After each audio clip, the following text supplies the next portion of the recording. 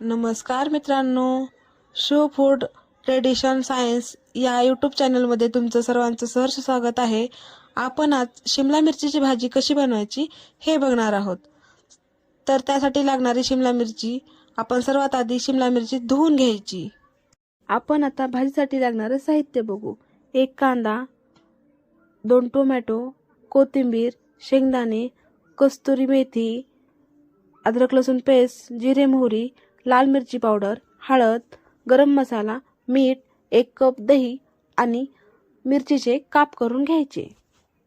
आपली कढई गरम झालेली आहे, त्यात 2 चमचे तेल टाकून घ्यायचं.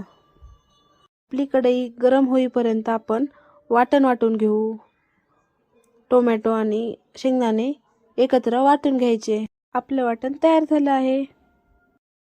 तेल गरम झालेलं आहे. जिरे मोहरी टाकून घ्यायची.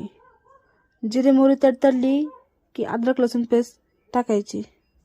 कांदा छान भाजलेला आहे. आपण त्यात वाटलेलं वाटण टाकू. वाटण टाकल्यानंतर 1 कप दही, कस्तुरी मेथी, लाल मिरची पावडर, हळद, गरम मसाला, मीठ हे सर्व एकत्र करू. मिक्स केलेल्या मसाल्यांमध्ये कट केलेली शिमला मिरची टाकून घेऊ. शिमला मिरची शिजण्यासाठी थोडंसं पाणी टाकू. आता याला असंच मंद आचेवर शिजू द्यायचं आणि त्याच्यावर झाकण झाकून ठेवायचं. 5 मिनिट त्याला वाफळू द्यायचं. आपली भाजी तयार झालेली आहे. चला तर मग आपण आता भाजी बघू.